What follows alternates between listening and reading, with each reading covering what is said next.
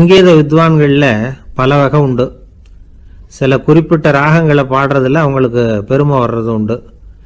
ஆனால் ஒருத்தர் இருந்தார், அவரால் ஒரு ராகத்துக்கே பெருமை வந்தது. அந்த ராகத்தை அவர் வாசித்து கேட்கணும் அப்படின்னு சொல்லுவாங்க. அது என்ன ராகம்னா தோடி ராகம்.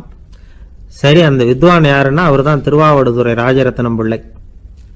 பேராசிரியர் கல்கி ஒரு சமயம் தம்முடைய பத்திரிகையில் எழுதினாராம். அதை அப்படியே படிக்கிறேன் கேளுங்களேன். ஆகா, ஸ்ரீ ராஜரத்னம் பிள்ளையின் தோடி ஆலாபனையை முதலில் கேட்டபோது அவருடைய கற்பனையை விட்டு தள்ளுங்கள். நம்முடைய மனதில் என்னென்ன இன்பமயமான கற்பனைகள் எல்லாம் உதித்தன.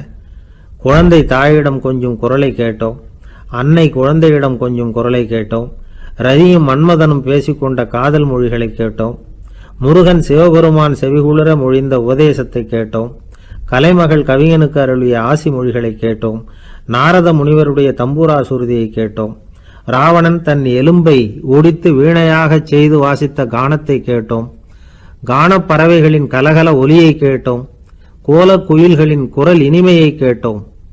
இப்படிலாம் பேராசிரியர் கல்கி விமர்சனம் எழுதியிருக்கிறார்.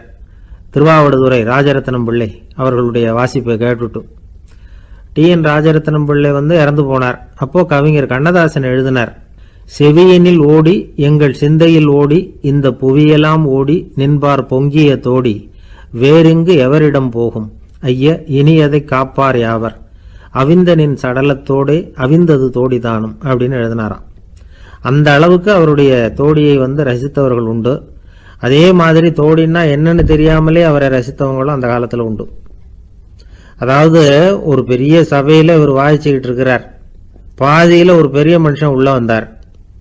அவர் உடம்புல பட்டு வேஷ்டி, ஜருகை, அங்கவஸ்திரம், வாயில் வெத்தலை, வாசனை புகையில, காதில் வைரக்கடுக்கன், கழுத்தில் தங்க சங்கிலி, கை விரல் பூரா மோதிரம், கையில் ஒரு வெள்ளி வெத்தலை புட்டி, உதவிக்கு 2 பேர் பக்கத்தில். இவ்வளவு பந்தாவோட வரார் கச்சேரி கேட்கறதுக்கு. இப்படி வந்தவர் முதல் வரிசையில் உட்கார்ந்தார். வித்வான் வாசித்து முடித்ததும் இவர் அவரை பார்த்து, ஐயா, நீங்கள் தோடி வாசிக்கிறதுல ரொம்ப கெட்டிக்காரர்னு கேள்விப்பட்டிருக்கேன், அதை கேட்கறதுக்காக தான் மெனக்கிட்டு வந்திருக்கிறேன், அதை வாசிங்களேன் அப்படின்னாராம் இந்த பெரியவர். ராஜரத்னம் பிள்ளைக்கு ஒன்றும் புரியல. ஏன்னா இதுவரைக்கும் அவர் வாசிச்சுக்கிட்டு இருந்ததே அந்த தோடி ராகத்தை தான். அதை வாசித்து முடித்ததும் அதை வாசிங்களேன்னு இவர் கேட்குறார். அப்படின்னா இவரோட ஞானம் எப்படிப்பட்டது? இவ்வளவும் கேட்டுட்டு இப்படி கேட்குறாரே அப்படின்னு அவர் யோசிச்சிருக்கிறார் ராஜரத்னம் பிள்ளை. உடனே என்ன பண்ணார் தெரியுமா? பக்கத்தில் ரொம்ப சாதுவாக சுருதி போட்டுக்கிட்டு இருந்த ஒரு முதுகில் ஓங்கி ஒரு குத்து விட்டாராம். அவருக்கு ஒன்றும் புரியல, எதுக்கு நம்மளை அடிக்கிறார் இவர், நம்மளை குத்துறாரு வித்வான்னு. அவர் அதிர்ச்சியால் இவர் நிமிர்ந்து பார்த்துருக்கார். அப்போ ராஜரத்னம் பிள்ளை சொன்னாராம், ஏய்யா ஐயா பெரிய மனுஷன், என்னுடைய பரம ரசிகர், தோடி ராகம் கேட்கணுங்கிறதுக்காக இவ்வளவு தூரம் வந்திருக்கிறார், வரிசையில் உட்காந்துருக்கார். நீ இந்த சமயம் பார்த்து தோடி ராகம் வாசிக்கிற நாதஸ்வரத்தை வீட்டில் வச்சுட்டு வந்துட்டியே, இப்போ ஐயாவுக்காக அந்த ராகத்தை நான் எப்படி வாசிக்கிறது அப்படின்னு சொல்லிவிட்டு மறுபடியும் முதுகில் ஒரு அடி கொடுத்தாராம்.